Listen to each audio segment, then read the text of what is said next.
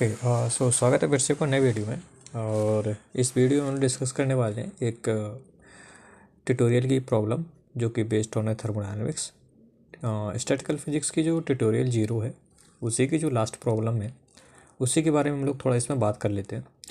और इस particular video में कुछ हम लोग कॉन्सेप्ट भी सीखेंगे रिलेटेड टू प्रॉब्लम, और उसमें जो भी टर्मिनोलॉजी यूज हो रही है उसका क्या मतलब है और किस तरीके से अप्रोच करते हैं ऐसी प्रॉब्लम को, वो सारी चीज़ें हम लोग डिस्कस करने वाले हैं।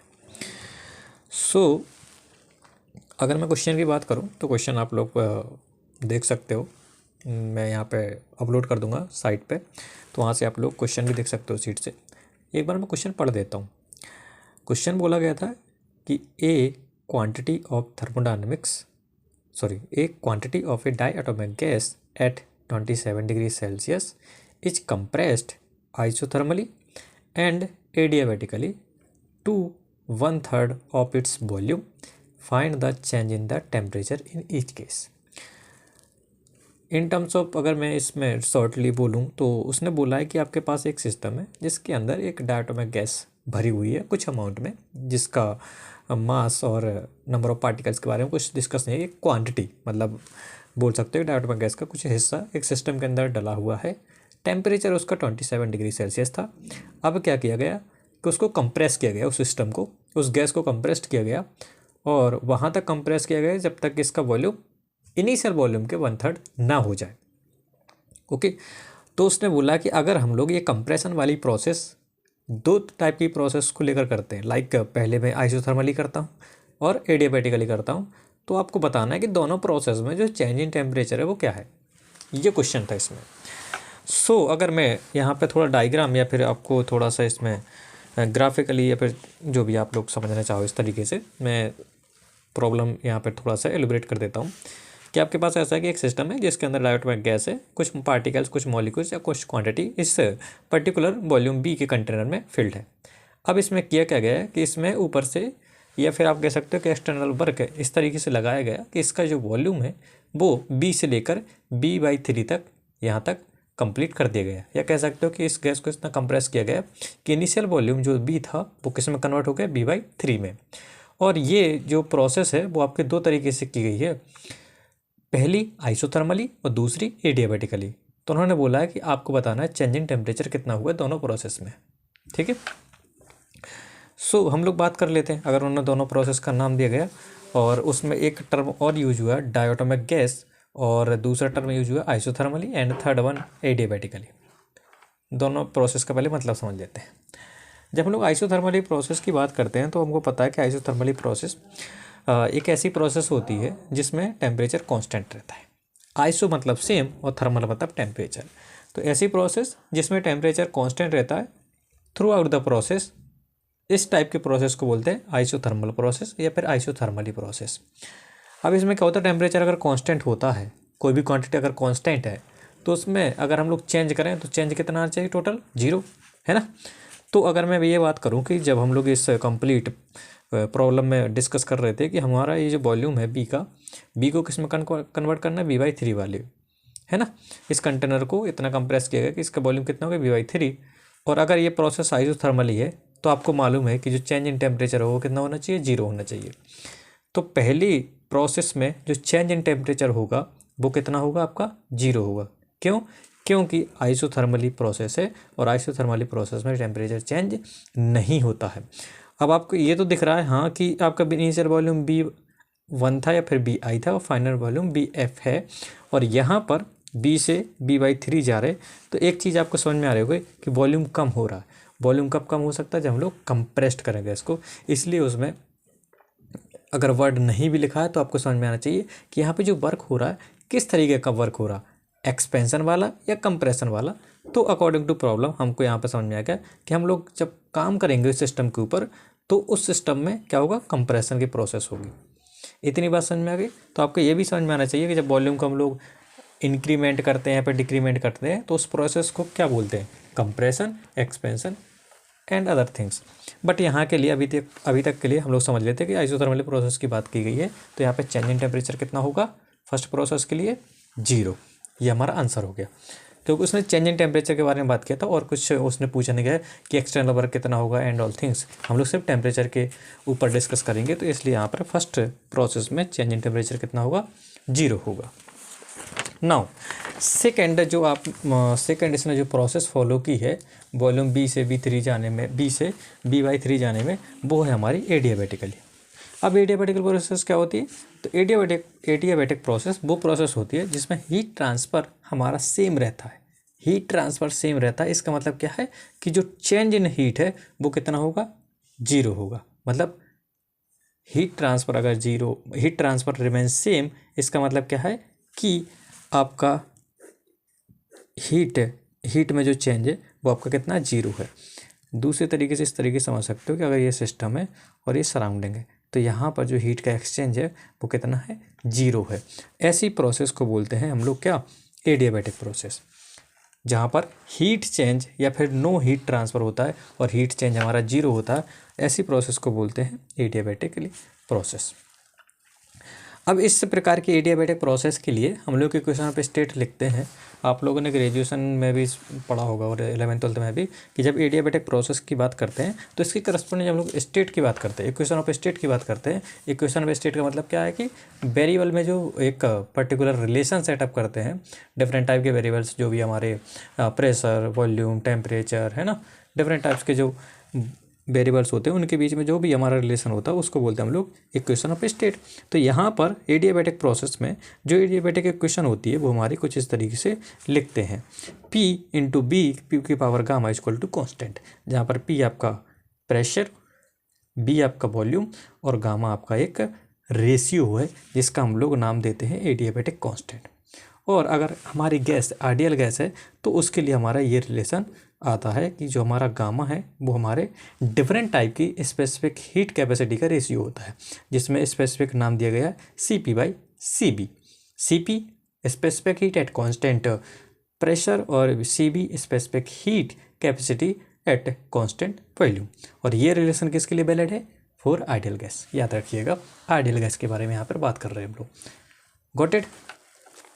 नाउ अगर मेरे को गामा पता है तो मैं आगे चीज़ें प्रोसीड कर सकता हूँ अगर हम लोग एडियाबैटिक की बात करते हैं।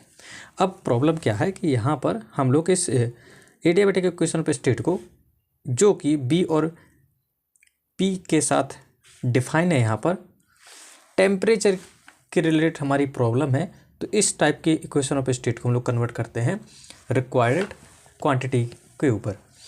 अब यहाँ पर हम लोग क्या करते हैं कि जस्ट हमको पता है फॉर आइडियल गैस के लिए ये हमारी इक्वेशन ऑफ स्टेट होती है। इक्वेशन ऑफ स्टेट होती है तो यहाँ से हम लोग क्या कर सकते हैं कि प्रेशर को निकाल सकते हैं इन टर्म्स ऑफ B और T और यहाँ पे पुट कर देंगे।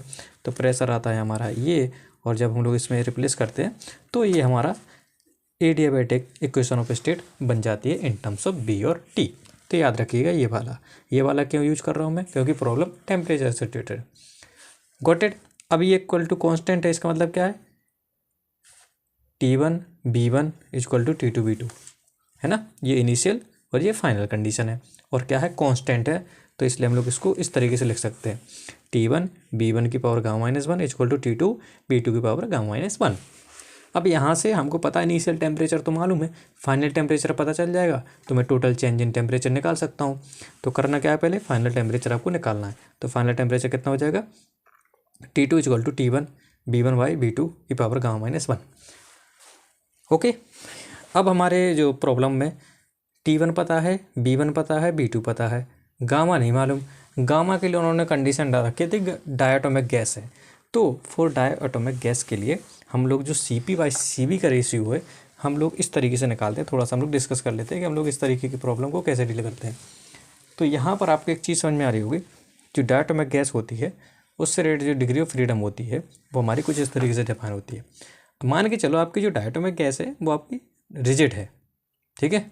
तो अगर इस प्रकार की गैस है जो कि रिजिड है और डायटोमिक है, तो उसके लिए जो डिग्री ऑफ फ्रीडम होती है डिफरेंट टाइप्स की कह सकते हो मोशन के लिए, तो जो आपकी रोटेशन के रिस्पेक्ट में वो आपकी 3 होगी, ट्रांसलेशन के रिस्पेक्ट में 2 होगी और वाइब्रेशन के रिस्पेक्ट में 0 होगी। तो इस प्रकार जो आपकी रिजिड डायटोमिक गैस के लिए डिग्री ऑफ फ्रीडम डिफाइन होती है वो कितनी होती है, 5 टोटल कितनी होती है 5। और जब डिग्री ऑफ फ्रीडम अगर मालूम है तो वहाँ से हम लोग internal energy, average internal energy निकालते हैं, देन इसके बाद CP और CB की वैल्यू फाइंड आउट करते हैं। तो अभी के लिए आपको थोड़ा सा याद रखना है, क्योंकि प्रॉब्लम थोड़ा फिर ज़्यादा एलिब्रेट हो जाएगी। अभी के लिए आपको याद रखना है कि डायटोमिक गैस है, और अगर वो रिजिड की बात कर रहा है तो वहाँ पर CB की जो वैल्यू आती है वो आती है 5/2 NkB। और अगर मैं आइडियल गैस की बात कर रहा हूँ तो CP minus CB equal to R होता है। तो यहाँ से CP की वैल्यू आ जाएगी CB प्लस R। तो आप लोग यहाँ से लिख सकते हो we know that R equal to होता है NkB, तो यहाँ से NkB रख सकते हो। तो यहाँ पे आपको क्या हो जाएगा, एक NkB ऐड होगा तो CP की वैल्यू आ जाएगी 7/2। Got it. नाउ यहाँ पे हम लोग रेशियो निकालेंगे तो यहाँ से आ जाएगा रेशियो 7/5, जिसका मतलब है 1.4। तो यहाँ से हमारे गामा की वैल्यू निकल आती है 1.4, और यहाँ पर जो हमारा रिक्वायर्ड था गामा यहाँ पे रिप्लेस कर देंगे। तो यहाँ से वैल्यू रिप्लेस करोगे तो यहाँ कितना आ जाएगा 1.4 माइनस 1, तो इसका मतलब क्या है 0.4। तो यहाँ पे वैल्यू पुट कीजिएगा। अब T1 हमारा डिग्री सेंटीग्रेड में डिफाइन था, तो हमको उसमें केल्विन में कन्वर्ट करना है। एब्सोल्यूट टेम्परेचर की हम लोग बात करते हैं, तो यहाँ पे जो स्केल लिया जाता है टेम्परेचर का थर्मोडायनेमिक्स में, वो टेम्परेचर को हम लोग केल्विन में रखते हैं। तो याद रखिएगा ये चीज़ कि जब भी हमारा टेम्परेचर डिग्री सेंटीग्रेड में होगा, पहला काम क्या है, उसको केल्विन में कन्वर्ट करना, ताकि हमारी कैलकुलेशन रॉन्ग ना हो। तो हमारा वहाँ पे 27 डिग्री सेंटीग्रेड था, उसमें 273 जोड़ेंगे या 273 जोड़ेंगे तो हमारा कितना आ जाएगा 300। तो यहाँ से आपको करना है ये सिंपल सी वैल्यू रख के ये थोड़ी सी कैलकुलेशन कर लेना। तो यहाँ से T2 की वैल्यू आ जाएगी 465.6 केल्विन। और अगर टेम्परेचर चेंज पूछा गया है तो फाइनल माइनस इनिशियल तो कितना आ जाएगा 165.6 केल्विन। ये हमारा आ जाएगा टेम्परेचर डिफरेंस या फिर change in temperature through adiabatic process. Okay, so हमारा जो रिक्वायर्ड आंसर था कि अगर हम लोग इस प्रकार की कंप्रेशन की बात करते हैं, तो अगर प्रोसेस हमारा आइसोथर्मल था तो वहाँ पे चेंज इन टेम्परेचर 0 आएगा, लेकिन एडियाबैटिक प्रोसेस के थ्रू जाते हैं तो वहाँ पे चेंज इन टेम्परेचर हमारा ये आता है। ठीक है, थोड़ा अगर यहाँ पर कैलकुलेशन देख लीजिएगा अकॉर्डिंग टू यो, देख लेना जो भी आपके यहाँ पे मैथमेटिकल प्रोसेस हो, बट हाँ जो आपका रिक्वायरमेंट था वो मैंने यहाँ पे डिफाइन कर दिया, बाकी काम आपका है मैथमेटिक्स। ठीक है, अब इसी के हम लोग सेकंड प्रॉब्लम भी इसी में डिस्कस कर लेते हैं। तो इस प्रकार हमारी ये प्रॉब्लम सॉल्व हो जाएगी। अब सेकंड प्रॉब्लम को आप लोग ट्यूटोरियल शीट से देख सकते हो, मैं यहाँ पे पढ़ देता हूँ एक बार दोबारा। क्वेश्चन में बोला है कि calculate the increase in entropy fan 20 gram of water at 20 degree centigrade is converted into vapour eight 100 degree centigrade and given specific heat of water at constant pressure is equal to 4.2 joule per kelvin degree, और latent heat आपका 2.23 into 10⁻³ joule per kelvin given था। So question में बोला गया था कि आपको करना क्या है कि आपको ये फाइंड आउट करना है चेंज इन द एंट्रोपी, या फिर बोल सकते हो इंक्रीज इन द एंट्रोपी। और वो कब करनी है, जब हमारा जो 20 ग्राम वाटर है 20 ग्राम वाटर है वो कन्वर्ट होता है वेपर में। इनिशियल टेम्परेचर आपका 20 डिग्री सेंटीग्रेड था, फाइनल टेम्परेचर आपका हो जाता है 100 डिग्री सेंटीग्रेड। तो इस कंप्लीट प्रोसेस के लिए आपको चेंज इन एंट्रोपी बताना था और इंक्रीज इन द एंट्रोपी मालूम करना था। और यहाँ पर पर्टिकुलर वैल्यू गिवन थी कि यहाँ पे स्पेसिफिक हीट डिफाइन थी, या फिर यहाँ पे बोल लूँ कि specific heat of water given था हमारा दिस, और लेटेंट हीट हमारा वेपर का कितना गिवन था 2.23 इंटू 10⁻³ जूल पर ग्राम। ओके, सो इस प्रॉब्लम को सॉल्व करने के लिए आपको थर्मोडायनेमिक्स का जो सेकेंड लॉ था उसकी मदद लेनी पड़ेगी। तो अकॉर्डिंग टू सेकेंड लॉ हमारा जो एंट्रोपी और हीट ट्रांसफर में जो रिलेशन था वो हमारा इस तरीके से सेटअप था। ठीक है, और यहाँ पे आप देख सकते हो कि एक आपकी इनइक्वालिटी थी, तो यहाँ पर आपका जो इक्वल का साइन आएगा वो आएगा रिवर्सिबल प्रोसेस के लिए, और ग्रेटर देन का आएगा इसके लिए आपका इर्रिवर्सिबल प्रोसेस के लिए। तो हम लोग यहाँ पे आइसोलेटेड सिस्टम की बात करते हैं जब भी, तो वहाँ पर हमारा ये इक्वल का साइन आ जाता है। तो यहाँ से change in the entropy is equal to change in the heat transfer divided by the temperature. Got it. ये टेम्परेचर क्या है, कांस्टेंट है, यहाँ पे ध्यान रखिएगा। यहाँ पे आइसोलेटेड सिस्टम की बात कर रहे हैं तो टेम्परेचर क्या है, कांस्टेंट है यहाँ पे। नाउ अब हम लोग थोड़ा सा इस प्रॉब्लम को डील कर लेते हैं थोड़ा सा। कैसे, क्वेश्चन में बोला गया था कि वाटर जो है कन्वर्ट हो रहा है वेपर में, बट इनिशियल टेम्परेचर अगर 20 डिग्री सेंटीग्रेड था तो वेपर का 100 डिग्री सेंटीग्रेड पहुंच जाता है।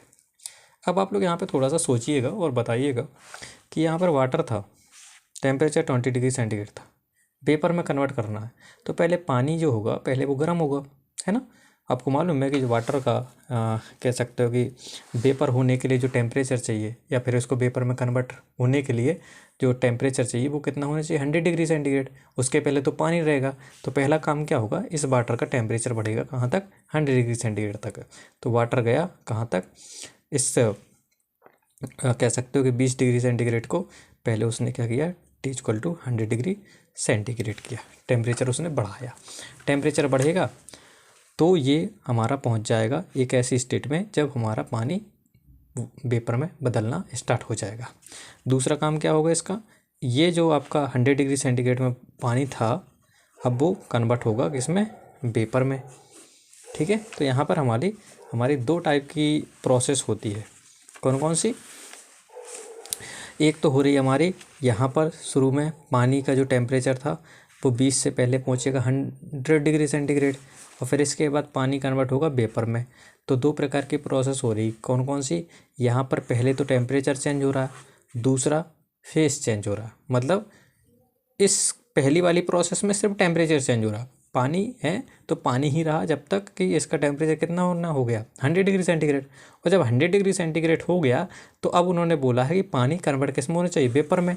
तो जब एक फेस से दूसरे फेस में कोई भी मटेरियल या जो भी सब्सटेंसेस है वो जाता है तो उस प्रोसेस को बोलते हैं फेस चेंज या फेस ट्रांसफॉर्मेशन। तो यहाँ पर होता है फेस चेंज, और यहाँ पर कौन सा चेंज हो रहा, सिर्फ टेम्परेचर चेंज। तो दो टाइप की प्रोसेस है, तो दो टाइप की यहाँ पर हीट ट्रांसफ़र होगी। अब वो कैसे लिखते हैं देख लेते हैं थोड़ी देर में। सो यहाँ तक तो आपको समझ में आ गया होगा कि जो आपका इंक्रीमेंट इन द एंट्रोपी और total change in the entropy जो होगा वो आपका दो प्रोसेस से होगा। एक होगा आपका टेम्परेचर की वजह से और एक होगा आपका फेस चेंज की वजह से। क्यों, क्योंकि आपका हीट ट्रांसफ़र आपके लिए दोनों प्रोसेस के लिए डिफरेंट होता है। सो चेक कर लेते हैं कैलकुलेट। पहली प्रोसेस क्या है, टेम्परेचर चेंज। टेम्परेचर चेंज का मतलब क्या है कि जब हमारा वाटर 20 पे था तो कितने पहुंच गया, 100 पे। तो according to second law of thermodynamics for isolated system हमारा जो हीट ट्रांसफ़र होता है वो होता था mc/dt। ठीक है, तो यहाँ से अब जब हम लोग वैल्यू पुट करते हैं स्मॉल चेंज के लिए तो यहाँ से हमारा ये आ जाता है। अब इसको सॉल्व कर लेते हैं क्योंकि हमारा टेम्परेचर चेंज हो रहा था इनिशियल टू फाइनल। तो ये आपका इंटीग्रेशन आपका आसान सा हो जाएगा। और आपको पता है कि 1/t का इंटीग्रेशन करोगे विद रिस्पेक्ट टू t तो आपका आ जाएगा log base e/t initial to final. Final result क्या आ जाएगा, ये आ जाएगा आपका। ठीक है, इसको मैं S1 दे देता हूँ ना। तो यहाँ से आपको m, c और ln Tf/T1 की वैल्यू पुट करनी है। मास गिवन है, हीट ऑफ कह सकते हीट कैपेसिटी गिवन है, फाइनल टेम्परेचर और इनिशियल टेम्परेचर भी मालूम है। अब ध्यान रखिएगा, मैंने फिर से बोला था इसके पहले कि जब हम लोग टेम्परेचर की बात करते हैं तो हमारा एब्सोल्यूट स्केल में हम लोग यहाँ पर मेजर करते हैं टेम्परेचर को, जो कि केल्विन होती है। तो अगर हम लोग यहाँ पर केल्विन क्वांटिटी रखते हैं तो हमारा फ़र्ज बनता है कि ये हमारी केल्विन स्केल में होना चाहिए। सो यहाँ पे थोड़ा सा हम लोग डिस्कस कर लेते हैं थोड़ा सा कैसे कि ये 20 ग्राम था, इसको मैंने कन्वर्ट कर दिया किलोग्राम में।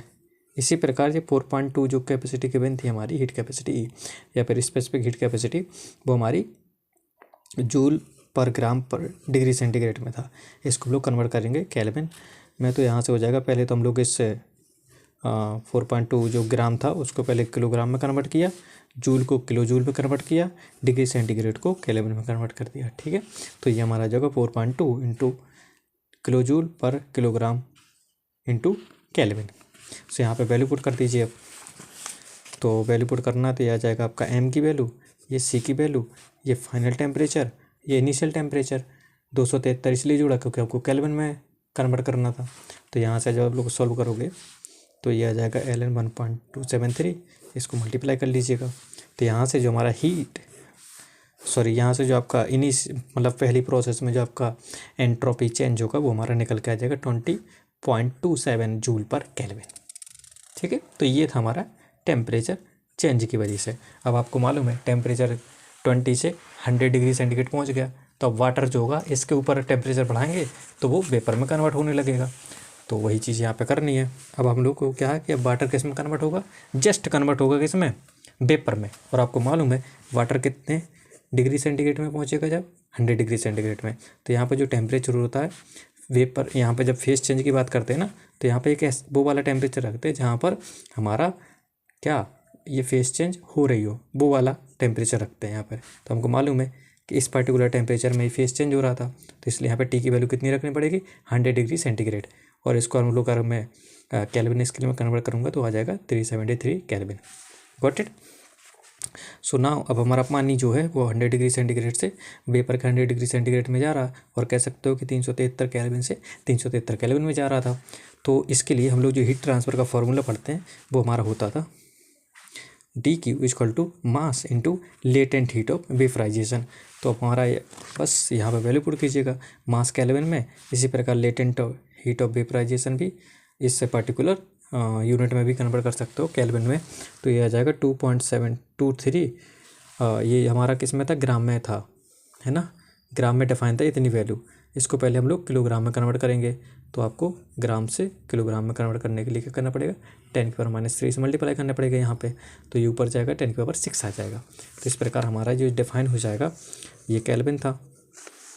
अब इसको थोड़ा सा सॉल्व कीजिएगा तो हमारे पास जो सेकंड प्रोसेस के लिए एंट्रोपी चेंज आएगा वो हमारा निकल के आ जाएगा 119.53 जूल पर केल्विन।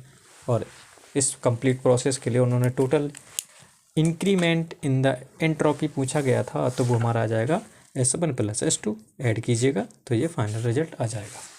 ठीक है। अब एंट्रोपी ऑब्वियसली एंट्रोपी बढ़ती है, घटती तो है नहीं, इसलिए इसकी वैल्यू पॉजिटिव या फिर इक्वल टू 0 होती है। ठीक है, हमेशा। और किसी भी आपको पता है डिसऑर्डरनेस हमारी हमेशा बढ़ती है, तो ये हमारा इस तरीके से प्रॉब्लम हो जाएगी। और इसमें increment in the energy final हमारा 139.84 जूल पर केल्विन निकल के आ जाएगा। इसकी जो थर्ड प्रॉब्लम थी वो मैं इसका वीडियो सॉल्यूशन प्रोवाइड करा चुका हूँ, जिसमें थर्मोडायनामिक पोटेंशियल और derivation of the Maxwell relation के बारे में डिस्कस किया गया था, तो आप लोग वहाँ से देख सकते हो। ओके। सो अगर कोई भी कॉन्सेप्ट यहाँ पे स्किप होता है या फिर समझ में नहीं आया तो आप लोग कमेंट बॉक्स में वो चीज़ पुट कर देना। बाकी देखते हैं आगे और दूसरी प्रॉब्लम्स। ओके, तब तक के लिए ख्याल रखिएगा। Thank you.